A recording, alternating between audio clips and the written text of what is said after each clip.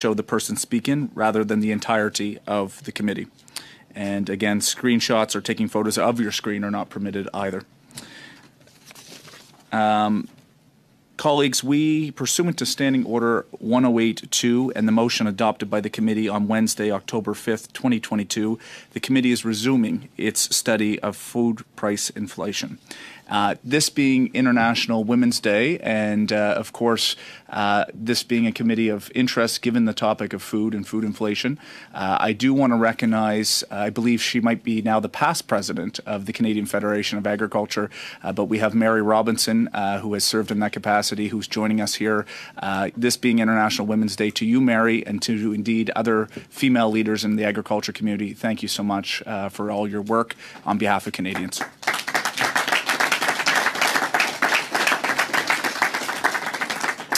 I'd now like to welcome our witnesses. So with us today in the room from Empire Company Limited, Michael Medline, who serves as the President and Chief Executive Officer.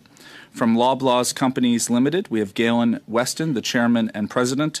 And joining us online via virtual conference, we have Eric Lafreche, who is the President and Chief Executive Officer.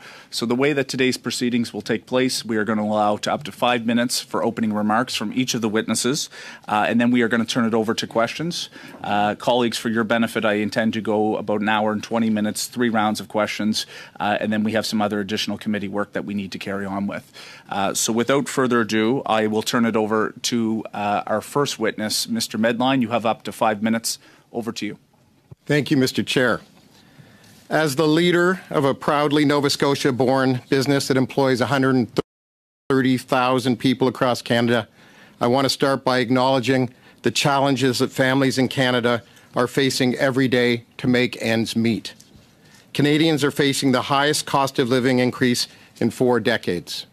Interest rates have been rising steeply and prices on all goods and services have been rapidly increasing. It is no solace to struggling Canadians buying groceries to know that food inflation is a global phenomenon driven by higher commodity and input costs, or to know that food inflation in Canada is actually lower than many other G20 countries, including the US, the UK, and Mexico. Several factors have contributed to the high food inflation Canadians are experiencing, including geopolitical events, product input costs, extreme weather, soaring energy costs, and labor shortages. At Empire, I can assure you that we are doing everything we can to contain price increases and provide value to our customers during these trying times. And we're doing it on paper-thin profit margins of 2.5%. We believe we are seeing indications of inflation peaking and then abating this spring. But this is not an immediate salve, I know, for the many Canadians struggling financially. I'd like to make 3 main points today. First, I stand by everything shared with you in December by our Chief Operating Officer, Pierre Saint-Laurent. Most notably, we at Empire are not profiting from inflation. It doesn't matter how many times you say it, write it, or tweet it. It is simply not true. The truth is we are at the end of a very long food supply chain that has economic inputs at every step and stage. We detest the decisions inflation is forcing Canadian families to make and that we see in our stores each and every day. We see customers buying fewer items and trading down. Second, as a grocery retailer, we have been playing a major role in trying to minimize food price inflation, and we will continue fighting for our customers. Since inflation took off, we have been battling inflationary pressures in our business, including rising costs in products, fuel, labor, energy, and construction. So far, in 2023 alone, we are seeing the same volume of cost increase requests from the supplier community, with a slight indication that the requests are slowing this April. I am not going to throw our supplier partners under the bus. They are also doing their best in extraordinary times. They are greatly impacted by rising costs, which unfortunately they are forced to pass on to retailers. Many of our supplier partners are also dealing with the downstream cost impacts resulting from cost increases on supply chain control commodities like milk. We know groups like the Dairy Commission are facing the same realities that we are with their input costs. We're also heavily investing in our promotional offerings and flyer deals, expanding our private label value options and making shifts in pack sizes to provide Canadian consumers with more value during these difficult times. The third point I'd like to make is that there are ways government and business can work together to ultimately reduce prices. Empire is happy to partner with government on solutions to fight inflation. Government and business have a collective role to play to contain inflation, but I will list 5 specific examples here, as I know the intention of this committee is to gather research and ideas to alleviate the pressure of food prices on Canadians. First, implement a strong grocery supply code of practice. We were the first major grocer to support this initiative, and we continue to be an ardent advocate of a code of conduct to ensure fair practices for all participants in our food supply chain. Second, reduce congestion at Canadian ports and simplify the flow of goods across borders. Third, create better economic conditions for food manufacturers and growers to stay in Canada, as so many are fleeing to the U.S. 4, invest in greenhouse farming. We must find a way to reduce our reliance on American fresh foods to shorten the supply chain and lower costs to Canadians. 5th, do everything possible to strengthen the Canadian dollar. Of course, you will have to ensure this doesn't injure other parts of the economy, but it's critical in terms of food pricing. We would also ask that you look at the entire industry to consider solutions. There are giant American grocery retailers doing business in Canada who were not called to the floor here today. Are they exempt from playing a role in these issues? We are a proud Canadian company with 115 years of experience serving the needs of Canadian families. We have transformed to become a much healthier business than we were just 6 years ago, something that all Canadians benefit from. It is folly to suggest that an unprofitable grocery business is somehow better for customers and better for shelf prices. Canada needs and relies on a healthy grocery industry. Like all Canadians, we look forward to seeing the end of this tough inflationary period. Thank you. Thank you very much, Mr. Medline. We'll now turn to Mr. Weston for up to 5 minutes, please. Bonjour, and thank you, Chair and Committee. I appreciate the opportunity to sit before you today. The world is in the midst of a cost of living crisis. For 18 months, this has affected just about everything. Global food prices have risen quickly, putting significant strain on Canadian families, both in terms of their finances and overall health. It's a vitally important issue for Canadians and deserves the attention of this committee. For months, a great deal has been said about the role Canadian grocers play in food price inflation, many directly blaming us. This is understandable, but inaccurate. Here's why. First, food inflation is affecting every country, not just us here in Canada. And I know it doesn't feel like it, but Canada has one of the lowest food inflation rates in the world. Second, as unexpected as it may sound, grocery chains operate with extremely small profit margins, which means we have minimal influence on inflation. On a customer's $25 grocery basket, we earn just $1 in profit. That means even if the industry had zero profits, a $25 grocery bill would still cost $24. So the claim that Canadian grocers can correct food price inflation is simply wrong. Third, for those who say grocers are profiteering, the math just doesn't add up.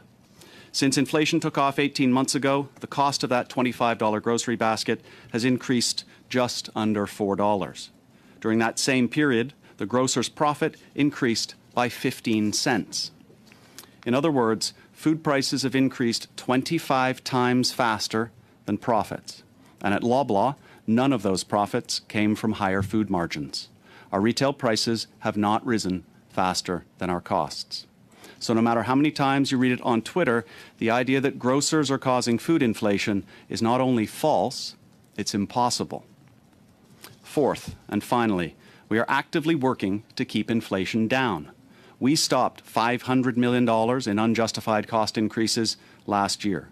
We welcomed 500,000 more customers to our discount, no frills and maxi stores where shoppers save about 10%, or $1 billion compared to traditional supermarkets. Our price freeze saved customers real money, and millions of Canadians continue to save 25% by switching to no name. We are actively lowering prices on key essentials, losing money selling many of them. Last week, a customer stopped and challenged me in the grocery aisle. She said, if we were truly doing all these things, why is our profit increasing at all? It's a fair question. The biggest reason is that Loblaw is much more than a grocer. Non-grocery products like financial services, apparel, and importantly, Shoppers Drug Mart, make up more than half our business. We've been clear. It's the efficiency of our business and the strength of categories like cosmetics, even cough and cold, that have been driving our growth, not food. These are facts. We've explained them in our public disclosures, and they are formally audited by an independent third party. That does not change the underlying challenge. And while I believe food inflation will normalize, there are still far too many Canadians facing food insecurity. We think about this a great deal, and I challenge our team on whether we're doing enough to change that. Last year, Loblaw dramatically expanded our relationship with the country's largest food banks. Through our work with Second Harvest, over 1,100 of our stores now have a direct link to a local food charity. Last year, we donated over 5 million kilograms of food. We've rapidly expanded our partnership with an amazing Canadian startup called Flash Foods that uses an app to make perishable food like meat and produce available at 50% off. It's now available at over 500 stores.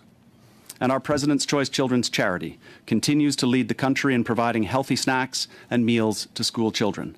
At 123 million meals, we're well on our way to our target of reliably feeding 1 million children a year. Is that a lot of food? Yes. Is it meaningful? For many, it's transformational. But is it enough? No.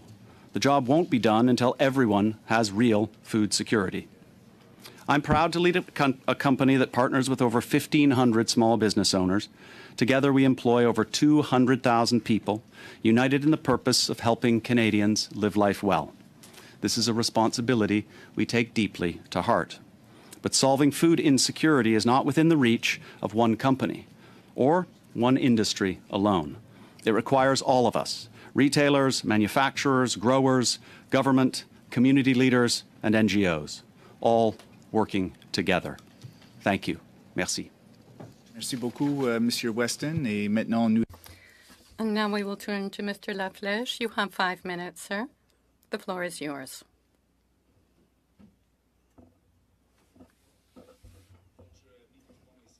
Your microphone is not turned on, sir.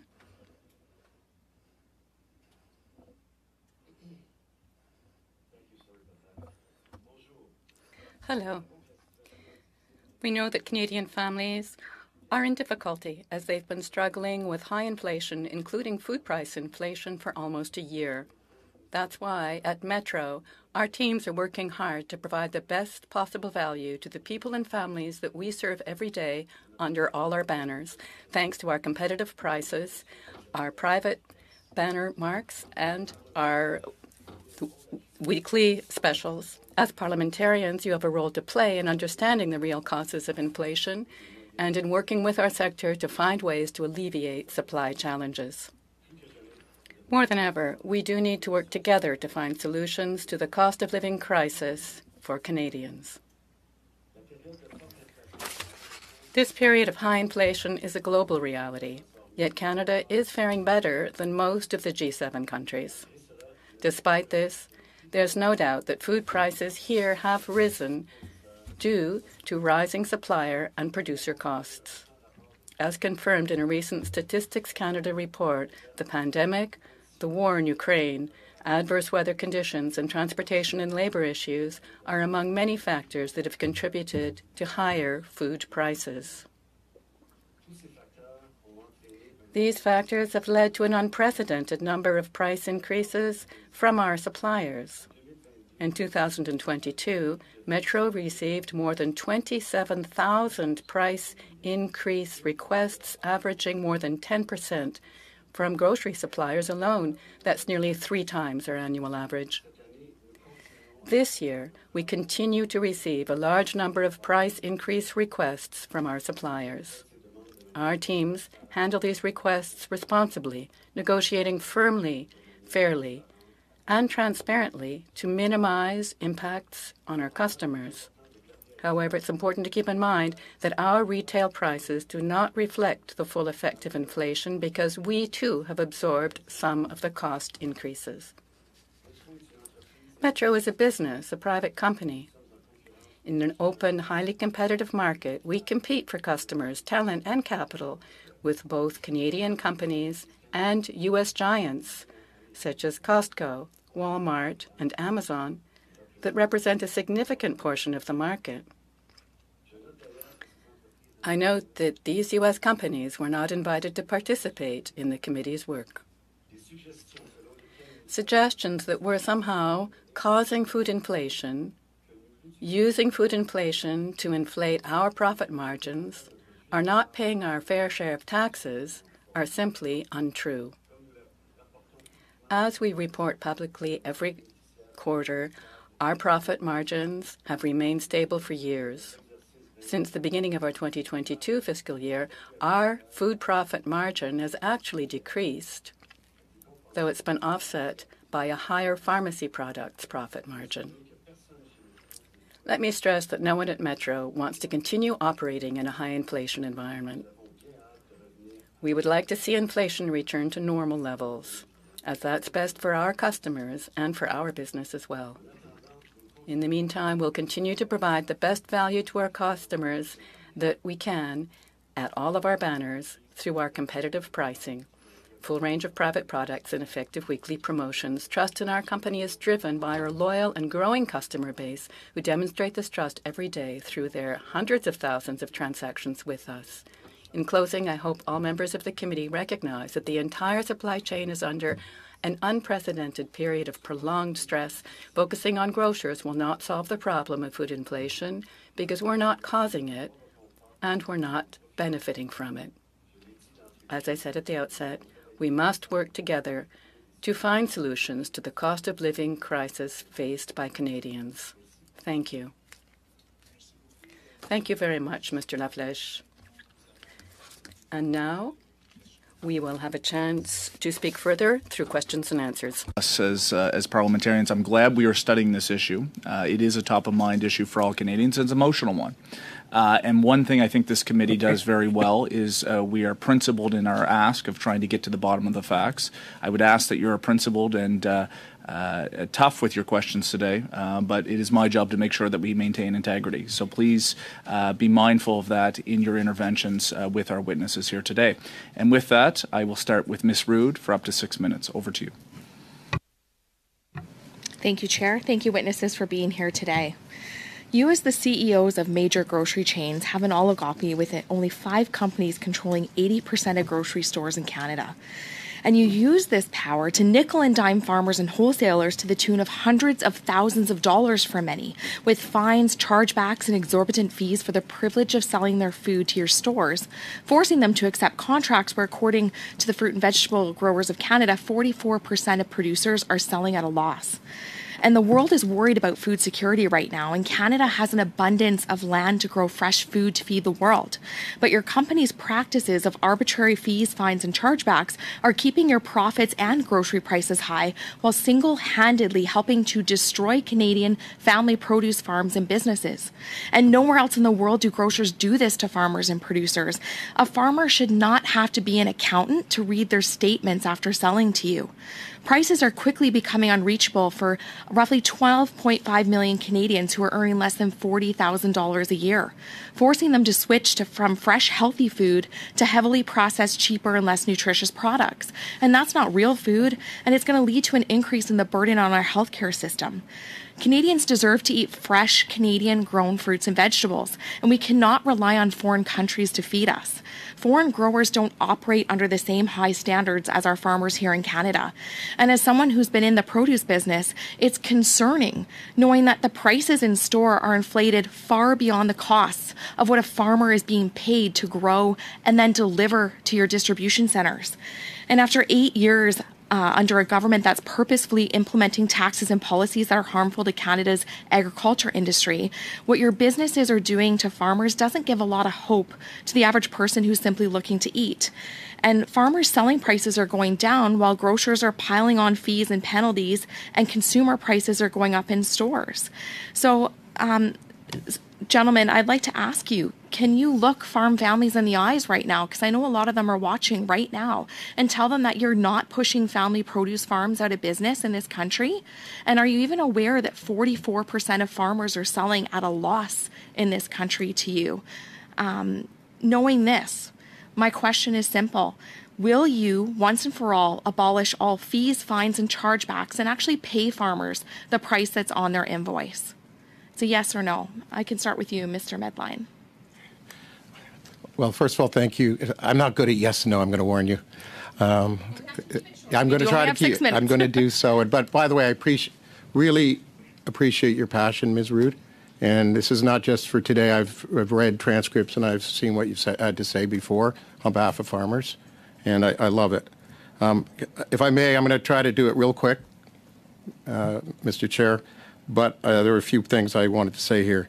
First, on the question of oligopoly, okay? The top 3 grocers in Canada have about a 47% share of the food retail market, not the 67 that's reported in some other places where they mix some things up. So I just want to get that straight. And this is not out of line with countries around the world. And we compete against some of the toughest food retailers in the world, including Walmart, Amazon, and Costco, as well as a lot of other competition.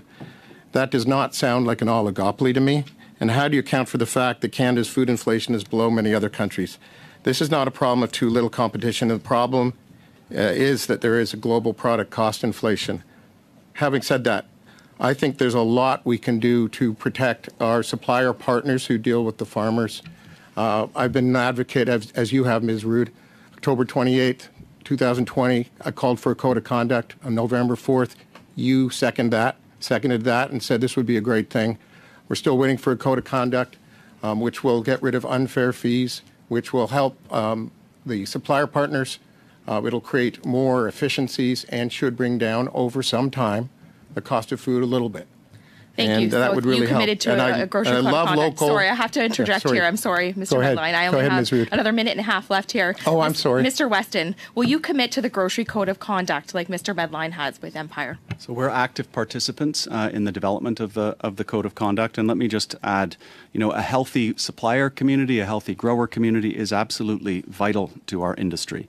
We work hard every day to support local producers, and you do get, there are concerned producers, and there are also those who write to me and they say that our business has been transformational in terms of expanding their access to new markets and new products, that are being sold all across the country. We also have to strike the right balance between between what we pay our growers, what we pay our suppliers, and ultimately, the food prices that we charge our customers. Our job is to negotiate the best possible price, and then to pass that through to consumers. So we do our very, very best, to strike the right balance. We have a very sophisticated process that we use to assess whether cost of goods increases are justified or unjustified. We push back on those that we believe are opportunistic, and we fully accept and push through those that are credible and realistic. And so, respectfully, sorry, sir, I only have 20 seconds left. Okay. I have one more quick question, but I would challenge you all to do better for farmers, because we don't want to see our family produce farms go out of business in this country. And because of the fees that they pay you, that is the #1 contributing factor to them going out of business. But my quick question is, will you support and participate following any adjudicated disputes under the code? Will you commit to a fully transparent and publicly available disclosure? It's a quick yes or no. We're certainly committed to developing an effective code that's fair and balanced on all sides. Mr. Medline? Yeah, you know where I stand on this, Ms. Rood. Thank you. I'm sorry, Mr. LaFleche, I didn't get to you. Okay, well, we'll certainly have more opportunity for questions where you get a number of rounds here. We're going to turn to Mr. Turnbull for up to 6 minutes. Over to you. Thanks, Chair.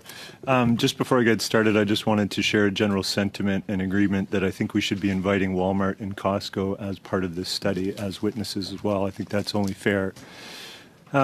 So Thanks for being here to the witnesses. Every day we are hearing from constituents who are struggling with the prices they're paying for essential food items at the stores of Canada's grocery giants. And Canadians understand very well that inflation is a complex global issue.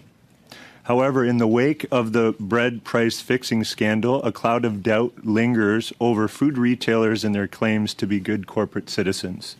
And Canadians are rightly vocalizing their concerns. Here are some of the facts that I've gathered. Pre- and post-pandemic profit margin averages in the food and beverage retail industry have gone up significantly, on average from 1.62% to 2.85% respectively. A year-over-year comparison shows that consumer food prices have increased on average more, in fact 3.7% more than the average price increase of a basket of consumer goods. Also, net income has more than doubled across the food and beverage retail industry as a whole, and we can find evidence in the reported net earnings of each of your companies. Loblaw's net earnings went from just over $1 billion in 2019 to $2.2 billion in 2022, and Empire Co.'s net earnings went from $387 million in 2019 to $746 million in 2022.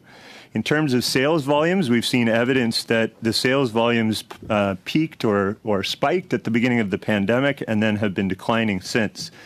And lastly, you've increased your quarterly dividend payments to your shareholders.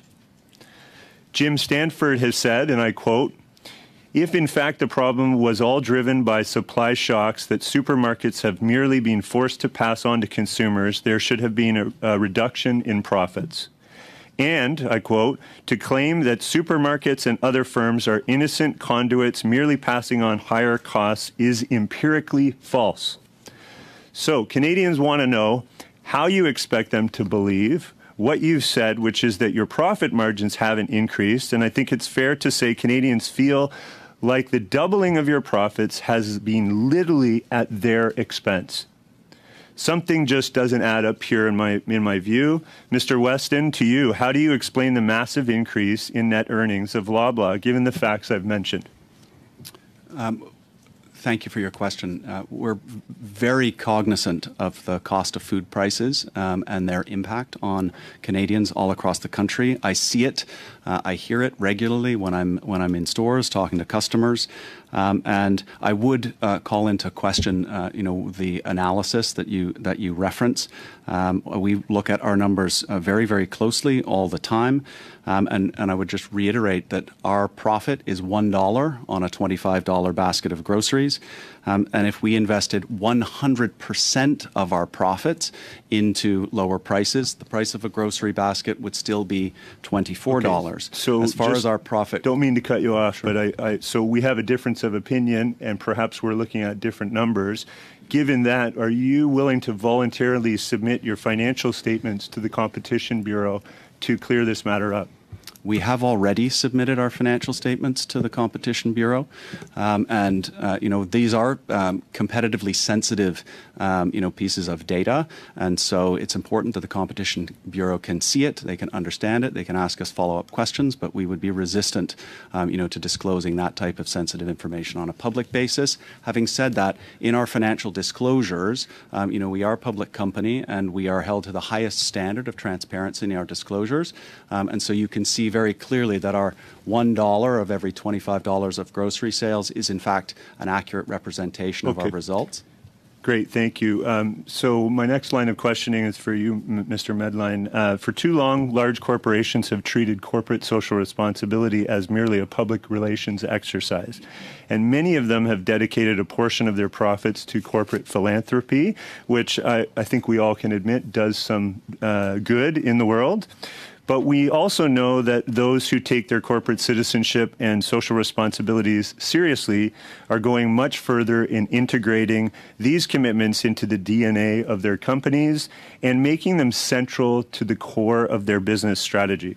So, Mr. Medline, given your stated commitment to corporate social responsibility and sustainability, are you willing to do more to help Canadians in terms of changing your core business practices? And specifically, moving forward, are you willing to voluntarily give up a portion of the ballooning profits to help the average Canadian family through deeper discounts at the till? Thank you. And a lot to unpack there. And if I don't get through it all, Mr. Turnbull, you can call me and we can talk about it more, because there's a lot to come through. We at Empire are unbelievably proud of where we've come on the ESG journey over the last number of years, especially on sustainability. We just put out a report on ESG, which is pretty well state-of-the-art and says how we're doing in great detail and the steps that we need to take to be able to be better at it. We are, I think, generous philanthropists, but you can read the report and you can see everything we're doing in terms of treating our teammates. Some people call them employees, we call them teammates. Well, how we're doing in terms of governance, and how we're doing on sustainability. Sustainability is driven from the board level down. It's one of our most important objectives. What I can tell you is, in the last year, we have made sustainability and DE&I objectives which are bonusable for our management at our company. But will you offer steeper discounts at the till? Let me just talk about that for a second. It's a great question. We at Empire, as you remember, as you may recall, not everybody knows perhaps, in 2017 we were in dire straits at Empire. We were making almost no money. We couldn't support our people, our stores, our communities. And over the last 6 years, through Project Sunrise and Project Horizon, we've started to turn around our company. We have one of the lowest earnings profit margin in the world, and certainly one of the lowest in this country. As somebody said here in their opening statements, I can't remember who, it would take almost nothing in terms of changing our sales or our margin to tip us into a position of no profitability or less than that. And we have done everything we can. We're doing everything we can promotionally. We're not passing on every price increase. We're fighting against price increases. Our flyers are stronger. Our pack sizes are bigger. We're growing our private label business. We're doing everything we can to help Canadians. We're going to have to leave it at that, gentlemen. Thank you, Mr. Medline. Thank you, Mr. Turnbull. Maintenant, Monsieur Parent, pour 6 minutes. Now, Mr. Parent, you have 6 minutes. Thank you, Chair, and thank you to our 3 witnesses for being with us here today. We really appreciate your presence. I'll try to work quickly, and I'd like short answers just so we can make good use of my time. Mr. Weston, you have answered to Mr. Turnbull that you cannot publish your financial statements because, it's a matter of confidence, a confidence issue and competition and so on. We certainly understand that. I can see the pile of papers before Mr. Singh. And, we too have a lot of interactions with people, and Canadians, when they see the types of figures that are coming out that show only overall profits, the whole issue of pharmacy products, we were told about that in a prior meeting we've had with some of your colleagues. Don't you think it would be better to be more transparent so that Canadians would be in a position to understand what your profit margins truly are? What you're saying is true. Isn't there some way to render something public without compromising your competition situation? Could you provide these data to members of the committee, for example, so that we could have an overall view, even sending them to the legislative clerk of the House of Commons, who could compile this and give some information to the committee about, overall what's going on, give us some indicators that could allow us to make better recommendations to our government. Mr. Weston. For that question. We do publish our financial statements, as I mentioned, on a quarterly basis. They are fully audited by by an external auditor, and that includes our statements publicly when we release our results, where it's our responsibility to explain in our documentation and in our analyst calls exactly what has driven the financial performance of the business. And in those statements, we are very clear and explicit about what is driving the improved performance in the business, and those are real. You can take those to you can trust them, you can believe in them. They've been audited. C'est pas de l'impolitesse, c'est du temps. No, I don't want to interrupt because I'm being impolite. It's just that we have so little time. Okay, I understand. I understand that you have made comments on that. But when it comes to asking why your profits are up, well, we're always told by pretty much all grocers that it's the pharmaceutical products, but we don't have that data. I think we're reasonable. I think we could deal with the figures, taking good care of them and being prudent in whom we share them with. But now I'm sending this message out to all three of you witnesses. Isn't there some way that you could gather that data in a certain form or another, without necessarily under one banner, but let's say overall, then we, in our role as parliamentarians who are here to protect the public and manage information, we'd be able to make good use of that information. Are you open to that? The request, I don't know who requested it, but is studying this. And as I mentioned in my answer to the prior question, we have provided all of that appropriate information. So hopefully, the output of that study will satisfy the committee. But let me take it away. I'll look and see if there, if there are other, if it isn't, appropriately or sufficient for this committee, we'll try and find another way to provide the disclosure. I just would emphasize that we're obligated, through the Securities Commission, to speak the truth about these things, and so you can take what we say as the truth. Merci beaucoup. And maybe. Thank you very much. If we are asked, to disclose the origins of our financial results at that level of detail, then I would urge us to ask all others, to do the same thing, whether it's Walmart, Costco, or anybody else. Thank you. Okay. You said all three. Do you want me to answer or no? Short? Okay, we're very different at Empire Company. We have a very small pharmacy business. When you look at our numbers, you're seeing 90% grocery, so you can take those figures and you can figure out what we're doing in terms of sales margin profits. En tout cas, vous comprenez, je pense. I think you have the idea. Okay, but if all three of you could provide a maximum of information to the committee, just find a way to do it, that would be helpful. Thank you. Mr. Laflèche, to you, the 2% profit margin. Ms. Rood went into detail about the fees and so on that are being imposed, and I won't get into the details to not waste time there, but the 2% profit margin, do you calculate into that the fines, fees, chargebacks, and so on that you are charging? Is that included? Votre microphone, Monsieur Laflèche. Your microphone, please, Mr. Laflèche. The sounds, I think it's the clerk. En réponse. So, an answer to you, Mr. Perron? Yes, our profit margin, our revenues, income includes all our fees. There's nothing hidden. Everything is transparent and negotiated ahead of time with our suppliers. Nothing is hidden, and all our fees and costs are there in our income. Thank you. Thank you very much. Now, the other two witnesses have undertaken to work toward a code of conduct. I imagine you do as well. Yes, we are working on a code which will be managed by the players, by the sector, by suppliers and wholesalers. I think that can certainly work well. There's a lot to be done, but we're actively involved in preparing that. Again, I'm really sorry to interrupt you. So little time. So that being the case, my concern is, and concern that other members of the committee have as well, given that we haven't any information about what's going on in that negotiation in your sector, we're worried that it might become a symbolic code that would allow the sector to say, okay, this is great, slap each other on the back, we've got this lovely code and so on. And I'm not trying to be critical here, but just trying to look reality in the eye. So do you undertake to ensure that in such a code there will be provisions about, these types of fees and chargebacks and things that have been mentioned? You've got a supplier working with you who has a perishable good.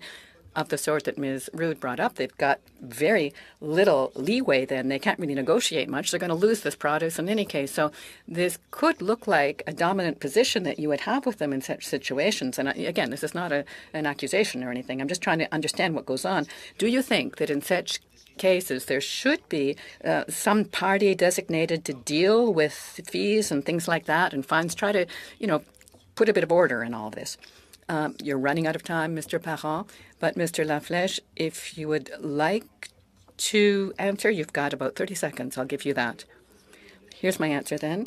Well, the whole idea of the code would be to increase transparency in matters of negotiation between suppliers and retailers. So that's indeed what we'd be doing.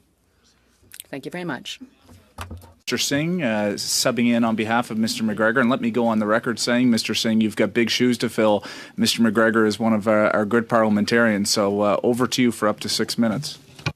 Thank you, Mr. Chair. I want to set the stage. My question goes directly to Mr. Weston. Right now, we're not just going through unprecedented period of cost of living crisis. We have families going into your stores, looking at the price of items, looking at them and putting them back because they can't afford them.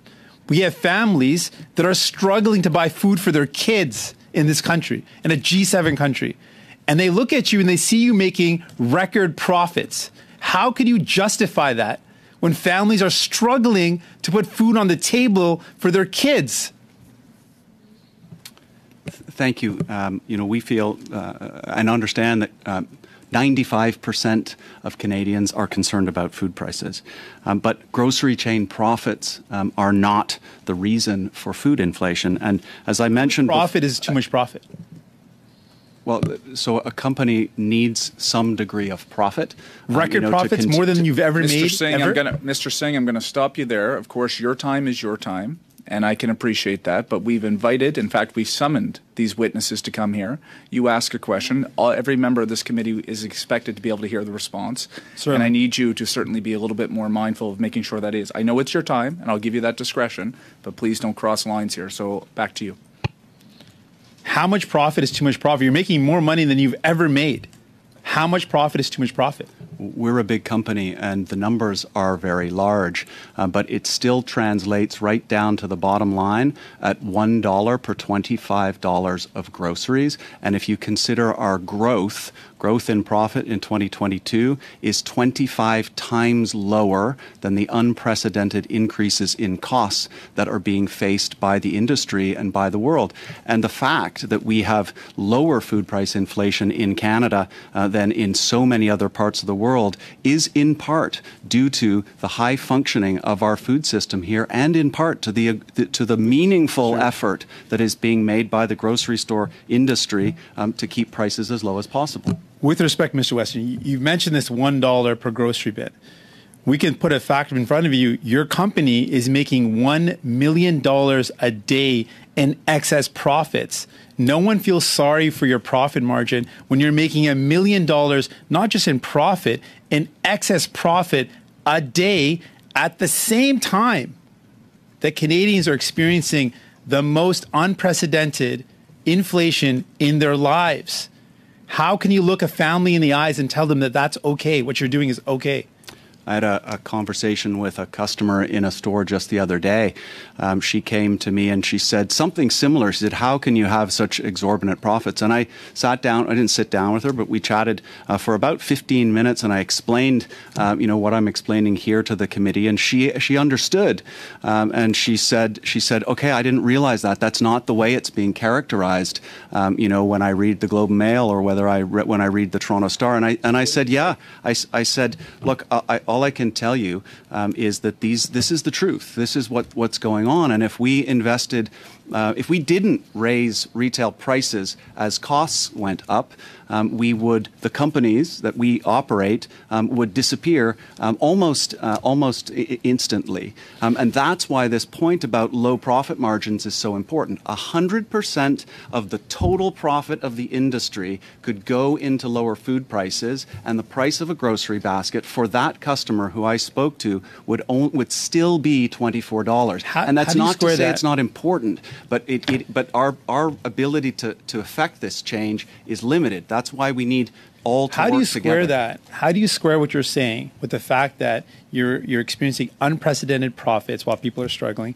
How do you square that with the record bonuses that you and your colleagues are receiving? How do you square that with the excess profits that you're making per day? How do you square that with the record profits you're making year over year? How do you square that? It doesn't add up.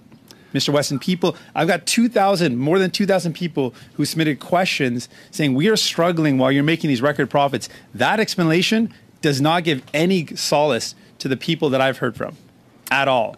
Well, I understand how difficult it is for so many Canadians, and that's why we're taking decisive action within the constraints of what we're actually able to influence. We stopped $500 million of unjustified cost increases, in our organization. We offer the lowest prices in the market in our discount stores like No Frills and Maxi. No Frills is recognized as having the most trusted prices in the country. We ad match in our large store formats on every single ad that is available in the market, so that customers don't have to shop around from one store to another to make sure they get the best value. We are actively losing money on core commodities, milk, vegetable oil, butter, certain cheeses, and all kinds of items in every day of the week. So we are working hard on behalf of Canadians. You've still not been able to answer this basic question. Then when a family that's struggling right now looks at your profit, how much profit is too much profit? How much is enough? Like, you're making more than you've ever made ever. And you've not contradicted that point, because we know it's true. How much profit is too much profit at a time like this, when Canadians literally are saying that they are struggling? How much is too much then? Like, for you, is there no limit to how much profit you can make? On the backs of Canadians that are struggling because they can't afford the groceries, there's no limit? Reasonable profitability is an important part of operating a successful business. I think at $1 out of $25 of sales, that's reasonable profitability, and it's worth mentioning. Big numbers. In large enterprises like ours. Let's say our profit, was in and around $1.9 billion last year. Very big number. Over $2 billion is going to be reinvested back in this country, back into supermarket, or back into new stores, new infrastructure, to creating jobs. It's not just about profit. It doesn't go to me. It goes back into this country. So if you have reasonable, profit levels, actually, gentlemen, sorry, we're going to have to leave it there. I'll let you finish your thought, Mr. Weston. Unfortunately, we're at time. Mr. Singh, I even gave you a few extra seconds to try to make sure that was finished. Mr. Weston, if you'd like to finish out that thought. And then we're going to move on to the next round. I would simply say that our profit levels are reasonable, and we are working hard to lower prices for Canadians in every way that we can. And the profit that we do generate, we reinvest back in this country to create more stores, more services, and more jobs. Thank you. We're now going to turn to our second panel. I have Mr. Barlow for up to 5 minutes, please. Thank you very much, Mr. Chair. And again, thanks to our witnesses for being here today. And thanks to the leader of the NDP for being present at the Agriculture Committee. But I do find it interesting. Many of the recommendations that we've had from previous witnesses as part of this study have said part of the reason for food inflation is inflationary. Unfortunately, the leader of the NDP is completely complicit in those policies, which are helping to drive up the costs of food. So I'm finding it interesting that he's here today to try and fight this thing, but he's part of the problem. But to the witnesses, you had mentioned about the grocery code of conduct, and I do find it interesting that we had Mr. McCain here yesterday, and his comments were that it's really not going to have a lot of teeth once this is in. And certainly, maybe from your perspective, without having Costco and Walmart, I didn't even think of Amazon as participants in that grocery code of conduct. Do you believe that it will have some validity or some pressure for the grocery stores to start to be more transparent? And yeah, go ahead, Mr. Medline first. Thank you, Mr. Barlow, for your questions and your interest. I think unless we get everyone signed up, it'll be a farce. And I think we can get everyone signed up, and I think we need the help of the government to be able to do so. Mr. Weston? Yes. So the code of conduct will can be a very positive, part of the industry, but it has to be developed in a fair and balanced way, and we're actively contributing to the conversations that are, hopefully going to get us there. Sorry, and I don't want to forget Mr. LaFlèche. Sure. So the more participants, the better. We're confident that most industry players will participate in the code. So I can't speak for other companies, but we all agree that the code will benefit from broader participation. And I guess, Mr. Medline, you're quite forceful on this, and I appreciate your passion on the Grocery Code of Conduct. But you were mentioning about the transparency. This will allow more transparency on the fees and fines, for example. Why do you think a Grocery Code of Conduct is needed to do that?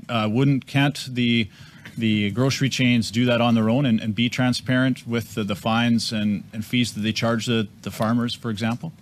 Doesn't appear so. I wasn't in the grocery industry until 6 years ago, just over 6 years ago. I was in the... Good decision. Yeah, I didn't think you'd have to be here. Yeah, it's a great business, but and I get to see Parliament for the first time since I was a little kid, so I'm happy about that. But it's a serious matter, and I came over from hard goods and soft goods industry, and where people would work together. They'd work together to have more innovative products, to take costs of the system, to serve the customer. And I came over to grocery, and I was shocked at how the interactions were and how the friction between what I call them supplier partners, but people call them vendors, and between the retailers. And I think it's hurting the industry. It hurts the trust in the industry. I'm all for fair, tough bargaining and negotiations. I'm not for unfair negotiations. And so, yes, I was outspoken on this issue because, it was bothering me. Yeah. And that was 2.5 years ago. I think we're headed in the right place. I think everyone's intentions are right. The supplier partners are behind it. We're getting more and more retailers behind it.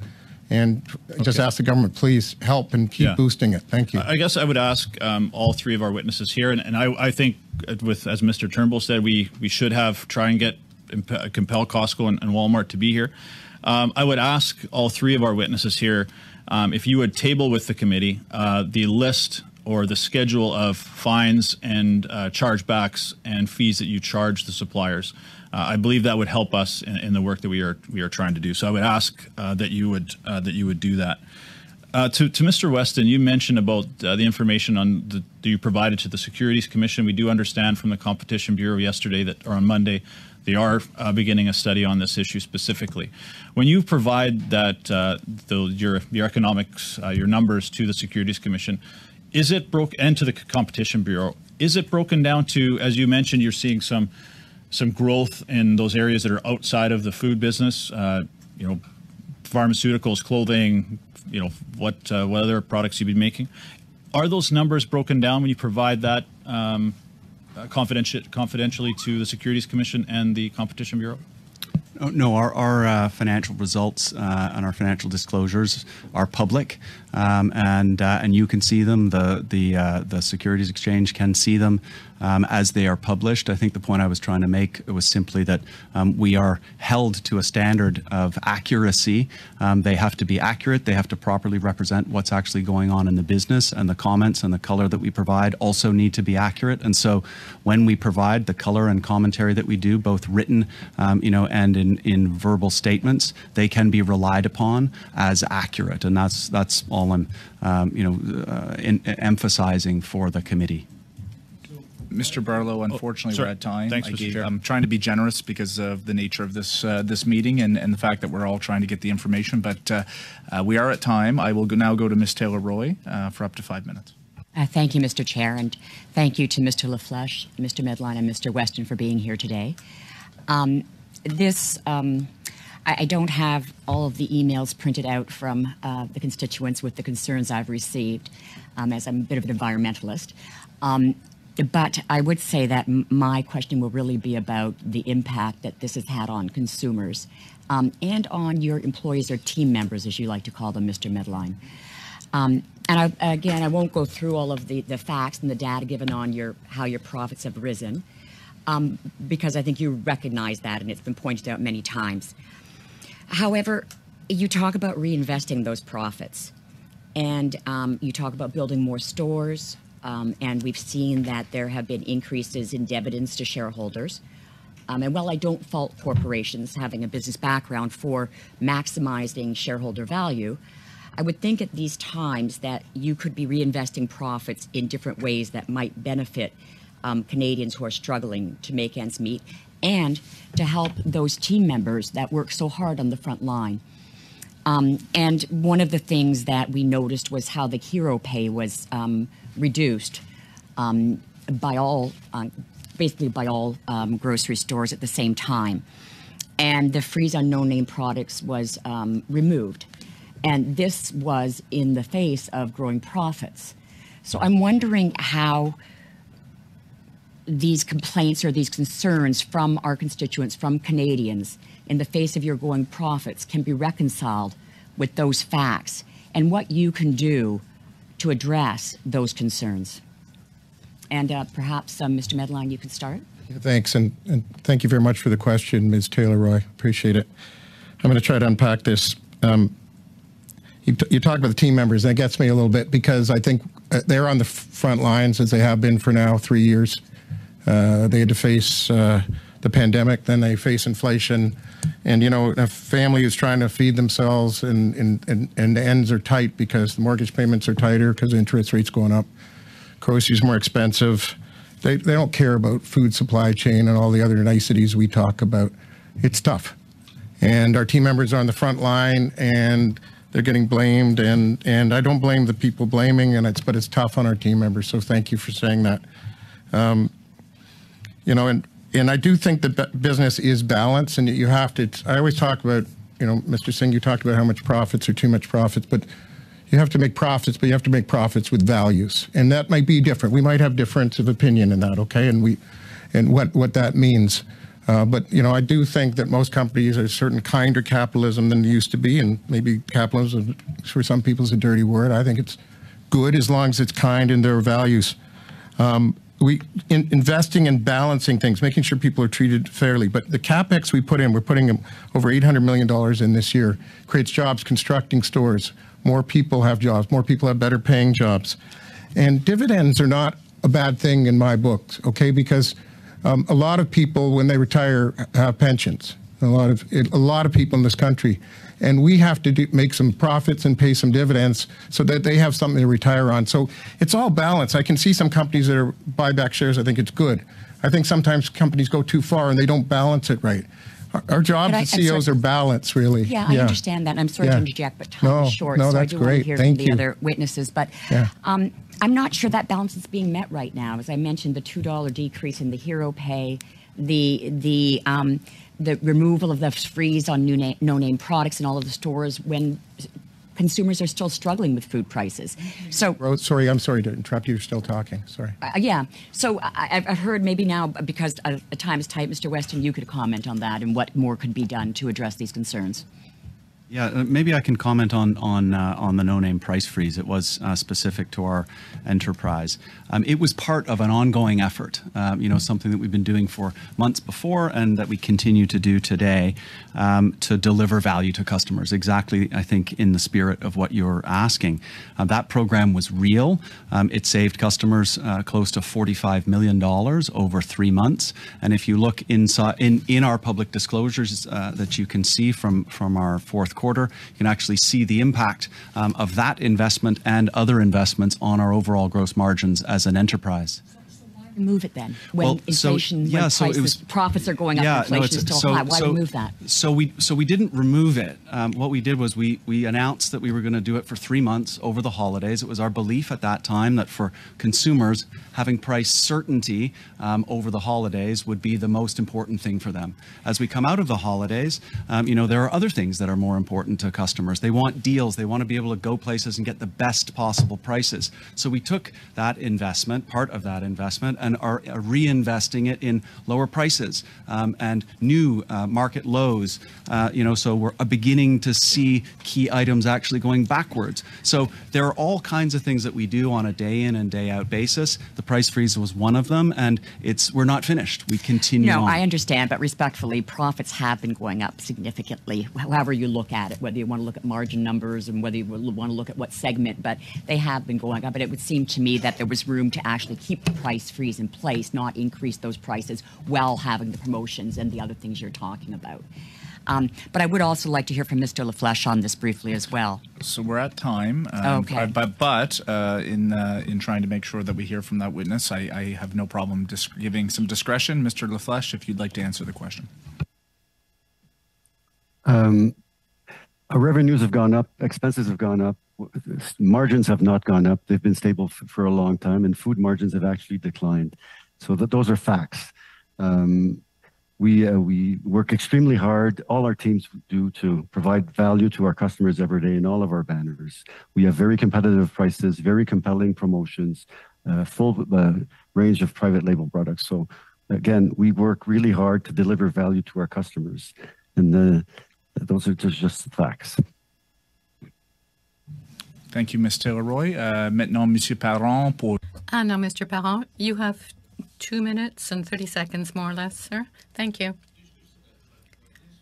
Look, well, I'll go back over what was mentioned a little earlier, and I'm going to once again ask the CEOs with us here today to provide all the figures they're able to with precise breakdown, and we will treat them respectfully, perhaps based on some agreement we can come to with the House Clerk. We would certainly willing to take your word on profits, but we'd like to see some figures. And when the Canadians see figures that are higher than they were prior to the pandemic, and we've got an 11% food price inflation compared to a 6-point-something inflation overall, headline inflation, there's something going on in this sector. We'd like the information. Another matter now.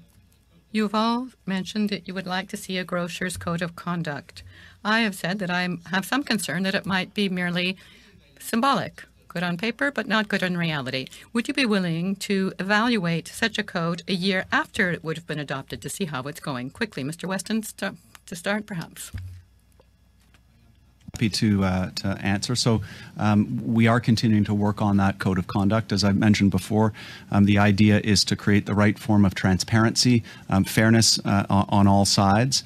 And so would we be I don't want to be impolite, but I have so little time. So would you agree to reviewing the code 1 year after it would have been brought in? And then we can decide how to evaluate it. Yes, but would you be open to that? Would you be open to that idea? And perhaps Mr. Medline? Mr. LaFlèche, how about you? Would you be open to reevaluating a code, reviewing it after it would have been brought in a year after? I think that it's a good idea once a code would have been applied to watch it change. It would take time to get it quite right in our sector. And as I say, such a code would be managed by industry players.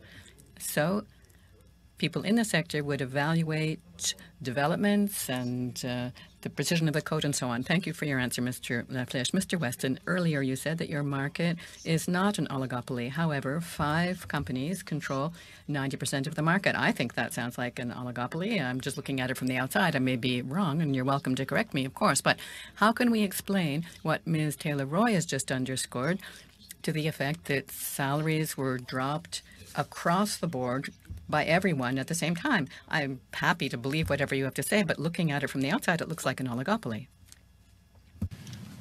So if the question on pandemic pay, we introduced pandemic pay as during a period of extremely abnormal conditions for frontline workers in grocery stores, and we believed it was at our encouragement, and it was our decision to bring that forward. No Parliament asked us to do it. No industry code of conduct asked us to do it. We made that decision because we felt it was the right. Sure. I get that. I understand that. But here's the question: how do you explain that changed across the board all at once, at the same time, unless there had been some discussion among grocers? I mean, you know, that's what Canadians are wondering. You look at it from the outside and we say, well, clearly they decided together. But I certainly know that we made that decision independently, and you know that was the right decision at that time. We're at time, Monsieur Parent, but I will allow Mr. Medline or Mr. Laflèche to respond to your question if you'd like, and then we will move on to the NDP. J'entends pas bien la traduction est très faible. I'm very sorry. The translation isn't very loud. It sounds as though the interpreter is far from me. Those involved in the translation, can you hear me better now, Mr. Parent? C'est mieux, c'est mieux. Okay. Yes, it is better. Thank you. Line, if you'd like to just respond quickly, and to Mr. Laflèche. I'm proud we paid hero pay. We weren't asked to. Some of the other retailers mentioned in this room that you want to hear from did not pay it. Maybe you should ask them. And we said we would keep it in as long as there were lockdowns, and that we would bring it back if regions locked down. After that, regions did lock down, and we kept paying hero pay. So I'm proud of that. Mr. Laflèche, if you'd like. Quand l'économie était réouverte, When the economy opened up again, we removed the hero pay. We work in a very competitive market here in Canada, so we needed to work along with the other players and work at basically keep in line with them. To 2.5 minutes. Over to you. Mr. Chair, before I go to my questions, I wanted to ask to propose a unanimous consent motion to extend the time to hear from the witnesses to the completion of our time in this committee, and perhaps the work of committee can go to another day, if I can put that motion forward for unanimous consent. You can certainly bring it forward. I do know that this committee has other work that we were intending. I know you're not a permanent member, but I'll leave it to other committee members to decide. Yeah, Mr. Chair, respectfully, we haven't heard from the others, from Walmart and Costco, and until we do so, by respect to the witnesses, I mean, it's only fair that we've known this committee this meeting was going to happen, so it's not just about, we can call back the witnesses if we need to, but before I hear from Costco and Walmart, I think it's only fair to the witnesses that we agreed to 1:15, because we do have a draft report to finish. And with respect to Mr. Singh, I respect the proposition that is being made, but we also have a committee report that we need to submit to the House before we get going. So. Okay. So unfortunately, that's not the case. But Mr. Singh, you can go ahead. Thank you. Mr. Weston, you mentioned that you had a conversation with one person for 15 minutes. I have 2,000 plus people that have submitted questions. Will you undertake to respond to these questions?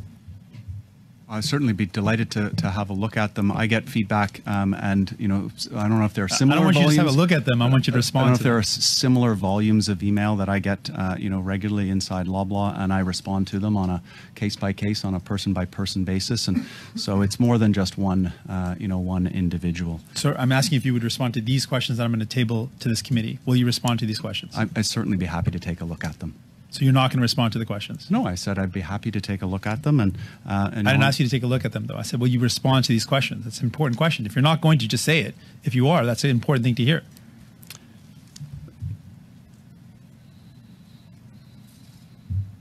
I would like to take a look at them and, you know, determine, you know, what the most appropriate form of response is. Okay, so you're not committing to responding to them. I would like to table these questions to the committee, Mr. Chair, so I have them here, and I want to table this to the committee. Okay, thank you. You mentioned that a reasonable profit was something that a company should be able to make a reasonable profit. Do you think $1 million in excess profits a day is reasonable? It's a big number, especially if you multiply it over the course of 356 days. But the math is still the same. The math is that on a very, very large sales base, that translates into, I think it's a 13 cents of that incremental profit represents about 13 cents on a $25 grocery basket. And I would just reiterate that the cost, like we're in unprecedented times, global food price inflation grew 25 times faster than profits. That, to me, is a reasonable, fact-based proxy for an industry that is not taking advantage of inflation. So just to understand, you think $1 million in excess profits, not normal profits, in excess profits a day, that your corporation is making with you as CEO is reasonable profit? I don't agree with your characterization of excess profits. I'm giving you the facts. Well, it's not my character. This is the report from a professor. I disagree with the characterization of the report from the professor. We're going to leave it at that, gentlemen. As I gentlemen. described. We're at time, and indeed, Mr. Singh, I was generous in giving you a few extra minutes, a few extra seconds to finish that thought. Thank you, Mr. Weston. Thank you, Mr. Singh. We're going to turn to our final round of questioning. I'm coming back to the Conservatives. Mr. Steinley, over to you. Thank you very much, Mr. Chair, and thank you to our witnesses for being here. I'm going to switch gears a little bit and talk about some of the things from a producer side. I grew up on a dairy and beef farm, and I look at what people are getting at the farm gate to what prices are in stores. And most of you commented that input costs have gone up. So I wanted to ask the question of, are you talking about input costs for producers have gone up and thus you've had to pay more for goods? Because Mr. Weston, you used that specifically, that comment, fuel costs have gone up, input costs have gone up, energy costs have gone up, and labor costs have gone up. So can you kind of break that down? And I'll get to my next question later, but just kind of break that down a little bit for your input costs. I think that was Mr. Medline who said that. Yeah, sorry, Mr. Medline.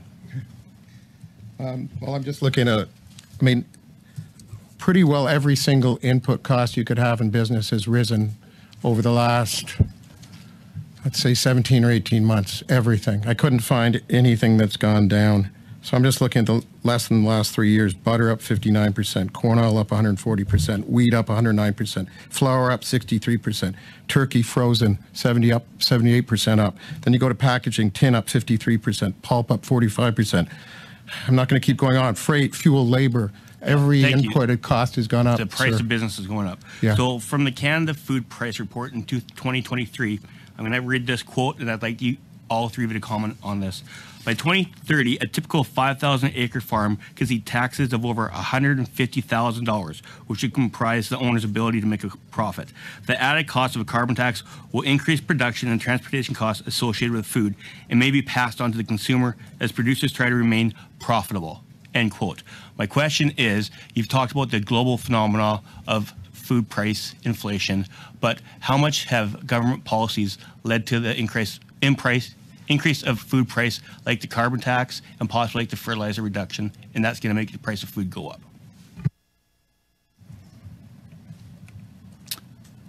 Okay, I'd be happy to start. It's a great question. I can't comment, with any real precision on what the government policies, have been and the impact that they've had on a manufacturer or growers, cost of doing business. I know in our case, for example, with milk, our most popular dairy SKU, we sell below cost every single day. And so wherever those costs are, they're coming up, they're being pushed up, and they are certainly not being captured inside our grocery margin. Thank you. Other comments? Mr. LaFlèche?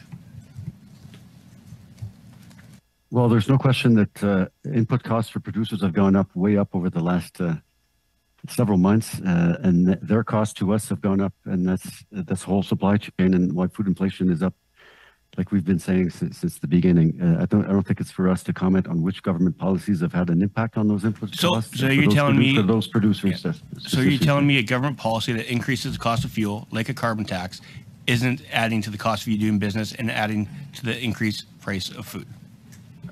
I'm not saying that. I'm saying it's not for us to comment on which government policies are having which impact on their producer costs. But clearly, their costs are up. What the exact root causes of those input costs are, I'll leave to others. I'll leave to other experts. Mr. Medline, any comment? Eric, I'm not a politician. There are so many actions that increase the cost of goods. So anything that happens that puts a cost on will increase the costs to consumers and will hurt farms. Obviously, it's up to the government to decide and balance, just like we have to do in our businesses. You have to balance which of those costs are worth it and which are not. Thank you.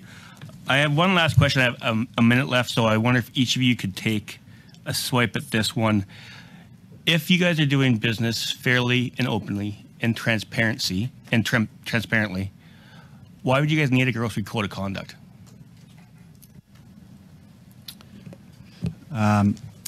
So we do try our best, to do business in a fair and transparent way. We believe that we do business in a fair and transparent way 99% of the time. You should think about what we do. We buy products and we sell them, and we negotiate with the people who sell us the product for the lowest possible prices. That can lead to tension. Those tensions, despite the best sort of will in the world, can perhaps lead to bad judgment. Bad judgments on both sides. As an example, I think we've commented on this. We've seen a number of what we would consider to be unjustified cost increases that have been put through or requested by vendors over the last number of months. So it's really important that any code or any set of practices that we engage in are properly balanced. From our perspective, we are implementing changes today based on feedback that we get from vendors, to improve that transparency regardless of whether we have a code of conduct. If we have one and that one works effectively for all sides, that's terrific, but it won't stop us from changing our policies and programs to minimize those incidents where poor judgment is used. Okay. Thank you, Mr. Steinley. We're at time. I don't know if Mr. Medline or Mr. LaFlèche wanted to weigh in at all, or if not, that we can leave it at that. Very quickly, if you could. Yeah, I think that obviously transparency is really important, but what I did was when I came into the industry, I spent a lot of time talking to supplier partners, what some people, as I always say are vendors, and some of the stories I heard I didn't like, and I thought that the transparency wasn't working well enough, and I think that a code could help us all. Thank you. Okay. We'll now turn to Mr. Drouin for up to 5 minutes. Merci beaucoup. Thank you very much, Chair, and I will share my time this last minute with my colleague, Mr. Turnbull. Women's Day, and I do want to thank all of the women who work for your businesses. I know they work hard. I get to meet them not every day, but almost every day in your stores. I think the issue we're talking about here is public trust, and how do we provide public trust to consumers overall. And when we're dealing with food, we deal with it on the agricultural level. And I want to start by saying that everybody deserves to make a reasonable profit, from the farm level to the retailers. Everybody deserves to make a reasonable profit. Where we face some issues is, and it's been mentioned by some of my colleagues, is a few years back, and I know some of you were you worked with the Competition Bureau, but the whole issue about bread price fixing from 2001 to 2015, that caused a breach in public trust. And I think this is part of the reason why we're here today. And I don't want to point, my goal here is not to point the finger at anyone. I just want to find solutions. And I don't think our committee is equipped to determine whether or not you're making an okay profit on a certain product or not. I think the Competition Bureau is the right place for this to happen. That being said, some of you have stated that you have provided financial statements. It's been said publicly by all of you, I believe, and that most of the profit margins, or most of the profit, has been on non-food products. My question is, and some of you has testified today that financial statements were provided to the Competition Bureau on a voluntary basis, because I believe the Minister of Innovation and Science and Economic Development back in May 2022 wrote a letter to some of you to ask the Competition Bureau to look at this. Is the statements that you have provided, is the Competition Bureau going to be able to determine the difference between profits on food items versus non-food items? And I would start, and I'm just going to start with Mr. Weston, Mr. Medlin, and Mr. Laflèche en ligne. Yes, certainly based on the submissions that we provided. If I can just comment very briefly, though, we're focusing on, I know I keep saying it over and over again, it's probably frustrating you, but this $1 is what we're focused on of the $25. And all of this time, effort, and exposition is focused on that amount. No matter what is there, and there isn't anything of significance there, that isn't going to change the cost of food. It's not going to solve the challenge, for Canadians. So I would urge this committee, as long as it continues to operate, to expand, its inquiry into the full value chain, because it's just simply not mathematically possible for all this to sit in that $1, and that's, something that we should collectively try to address. Fair enough. First, I'm just going to set the record straight, the Competition Bureau investigation into bread price fixing has been going on about 8 years now. Empire Company did not fix bread pricing. I just want to be clear on that, okay? I think for us at Empire Company, the financial statement, so red herrings, you get pretty well from our financial statements what they are. We provided all sorts of information to the Competition Bureau, I think, that is far more interesting, and like to do that. I do worry that sorry, I'm going to run out of time. Will they be able to determine the profit margin? I don't need to know that, but will they be able to determine the profit margin from food products versus non-food products? And I think that's the main key. I hope they can. I've read the submission. Okay. If they can't, they should contact me. Thank you. I do want to say, though, I do worry we lost trust. I'm going to run out of time. Yeah. Monsieur Laflèche, vous avez 15. Mr. Laflèche, 15 seconds to answer my question. My only question is, the financial statements that you provided to the Competition Bureau, will they be able to tell from that the difference between food products and non-food products? Thank you for your question. Just a quick comment on the bread scandal. Metro has never been found to have disrespected any competition legislation. Yes, with full respect, sir, I just need an answer to my question. I'm offended by the allegation that we were involved in that scandal. As for the Competition Bureau, yes, we're providing the documents to them, and I will fully comply with whatever they request. I wanted to ask for a point of clarification. So Mr. Singh here asked to table a stack of questions to the committee. So one is I want to clarify whether MPs can table evidence in committee. I didn't think that they could. Another question for Mr. Singh would be if he's provided questions in both official languages. I'm also interested to know whether he's got the consent of the individuals that he's disclosing questions, and whether there's personal information of Canadians being disclosed in those documents. And I think we have to be responsible when considering tabling evidence in committee. No, those are important points, Mr. Turnbull. Obviously, it happened in the interaction. I know our clerk was looking into that. In the interest of this committee, I think I'm going to let our clerk to continue to look into it. It's ultimately, I'll turn to you if you have an answer right now, Madam Clerk. If you don't, she's going to continue to look. Go ahead, Mr. Turnbull. Just while I have the floor, I also would like to move a motion that as part of the committee's study on food price inflation, the committee invite the following witnesses: Horatio Barbito, CEO Walmart Canada, and Pierre Riel, Senior Vice President, Country Manager, Costco Wholesale Canada. Thank you. Okay. Thank you, Mr. Turnbull.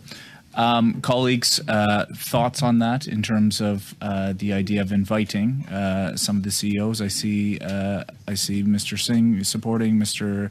Parent. I presume, of course, you have the Liberal support and Mr. Barlow as well. Okay, that'll be moved then. Madam Clerk, I don't think you require anything else. It's unanimous consent that we will move that. You've got that. Colleagues, that brings us to the end. I do want to recognize there's a couple members of Parliament who have taken their time to be here on the committee. Mr. Epp from Leamington, Mr. Fragiscatos from the London area. I don't know your exact name or your exact riding. And Mr. Morris. Mr. Morris sits with a party that is not recognized, so they don't have status here. But with your permission, and in the interest of allowing him just a brief moment, as your chair, I would like to give him 1 or 2 minutes to just ask a question. I do believe I need unanimous consent, but this committee has always worked pretty good on consensus. Do I have that? Okay. Mr. Morris, about 2 minutes, please. Well, let me start by saying thank you to those who believe our Parliament can't function well. I think that was an example of functioning really well. So thank you to all committee members and to the chair. I'll stop using up time on thanks and turn to the executives who are with us. My question to you is trying to reconcile recent earnings results. Loblaw, for example, Q4 brags about earnings increase of almost 13% over the previous year. And time and again throughout the last hour and a half, hearing each executive say, but our earnings are reasonable. Can I have you each comment, yes or no, whether you would support an excess profit tax that has been called for by many, including Mr. Singh, here in the last hour, an excess profit tax above your regular profits, which you're now bragging about having increased from, specifically so that the government of Canada could use that to reinvest in supporting the lowest income Canadians who are suffering from the cost of living crisis that we're in. Would you each comment on whether you support an excess profit tax, which would raise $4.3 billion over the next 5 years? Thank you. Look, I certainly believe that Canadians expect us to pay our taxes, to pay our fair share of taxes, and we do. Last year, Loblaw paid $850 million in tax. I've said this before. I think you have to do the right definition of a windfall tax, and then determine exactly who should pay it.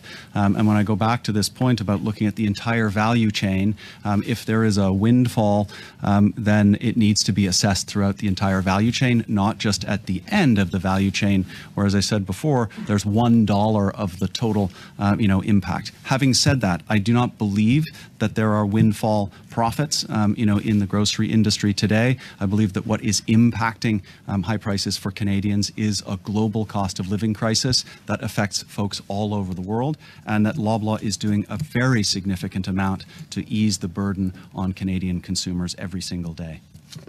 Mr. Morris, we're going to, I think, in the interest of time, we're going to let Mr. Medline answer your question, and Mr. LaFlèche, and thank you for your intervention. I'll keep Mr. it brief, Mr. Chair.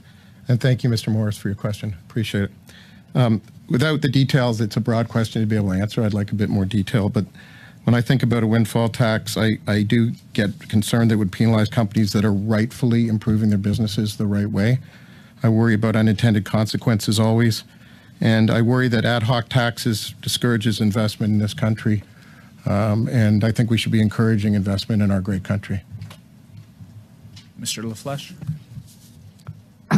Thank you. Thank you. Well, I disagree that there's any excess profit here. We make a reasonable profit, and we pay full taxes on it, all of them in Canada, at very different levels of government. So I don't think a special tax on grocery would be constructive. It would probably reduce investment, reduce innovation, and not be fair. Thank you, Mr. Morris. Colleagues, as your chair, I rarely get the opportunity to ask questions. I'm going to indulge myself just very quickly on two ones as I listen to the testimony here today. Mr. Weston, you talked about how Loblaws has voluntarily provided information to the Competition Bureau. Mr. Medline, I think you've acknowledged that Empire has done the same in terms of providing information to the Competition Bureau. We haven't heard from Mr. LaFlèche. I would be interested in hearing from Metro's perspective. The one challenge this committee has had, and Mr. Drouin really touched upon it, is trying to delineate the success and the profits of the various companies that are before us here today, and the delineation, as Mr. Weston, you recognize there's multiple lines of business. Mr. Medline, you've mentioned that perhaps Empire's additional businesses outside of food are not as significant perhaps as some of your competitors, but we as parliamentarians have difficulty in trying to get that access to information.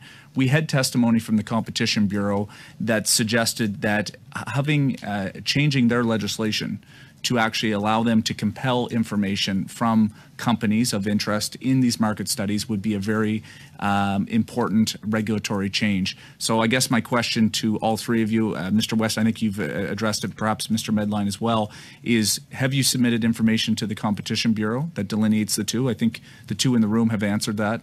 And then I guess my secondary question would be, are you open and willing to that proposal from the Competition Bureau to give them perhaps a little bit more regulatory pull to compel information for market studies specifically? Mr. LaFlèche, perhaps we can hear from from Metro about whether or not you voluntarily provided to the Competition Bureau, and then I'll allow all three to answer the broader question. Thank you. So we are participating in the Competition Bureau study. They have made certain requests. We will take them all seriously and fully cooperate with them in a normal way, as long as it's market-wide, competitive, and confidential, and that there's no competitive disadvantage in doing so. So as it was said before, and it's the same for us, we publish our results according to international financial reporting standards. They're fully audited. We provide color on pharmacy and food. to explain our numbers, and we provide extremely detailed information quarterly with a lot of information annually. So there's a lot there for the public to see and for all members of the committee to see. But we will participate in the study of the Competition Bureau. Does your company have a perspective on the Competitions Bureau suggestion around giving them more regulatory powers to compel beyond your voluntary nature of how you're cooperating right now? Is that something that you would support, or do you need more time to reflect on that? Well, we would need to see exactly what's asked, or exactly what that entail and what that means. So I can't really comment. I'll take a note of it, and we could get back to you. Mr. Medline? Response is Eric. Mr. West? Yeah, I feel very much the same way. And if the Competition Bureau isn't getting the information that they need from us, all they need to do is call us and let us know, and we'll be happy to make it available. Last quick point that I want to raise, given we have the member from Leamington here and the greenhouse sector being so important in his riding. Mr. Medline, you mentioned your company's deep roots in Nova Scotia as a member of Parliament from Nova Scotia. I appreciate that. Can I give you about 45 seconds to talk about your work in vertical farming? I know Empire has been involved, and whether or not we as parliamentarians, you really mentioned one of your strategies or one of your thoughts on addressing food price inflation is actually investing in the greenhouse sector, which I think is part of Canada's strategic interest, particularly in southwestern Ontario. I'm going to give you just a moment to elaborate on anything else you might want to leave for us as parliamentarians, and then we're going to wrap up. Well, thank you for saying that.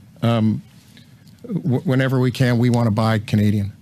We want to buy local. We've increased our local purchases, you don't even know how many times over the last number of years. It is a difficult business to greenhouse gas on the mind here, to farm out of greenhouses, that we've got to make it easier to have shorter supply chain. We have to buy Canadian, support our farmers. We have to lower the price, not rely on others. But I think that the government should look at ways that we can help these companies. These are hard companies to start up. Unfortunately, we've seen some of them fail because they're very difficult, and we would love to support, by buying these products as we do today, more and more Canadian produce, which is obviously very difficult to get our hands on in months like this. Okay. With that, colleagues, that brings our questions and our opportunity with the CEOs to a close today. We are going to be making a quick transition to those who are on the committee to continue our draft consideration of global food insecurity. On behalf of the members, I'd like to thank Mr. Medline, Mr. Weston, and indeed Mr. Laflèche for joining us here today and having the opportunity for us to engage with you. Thank you very much.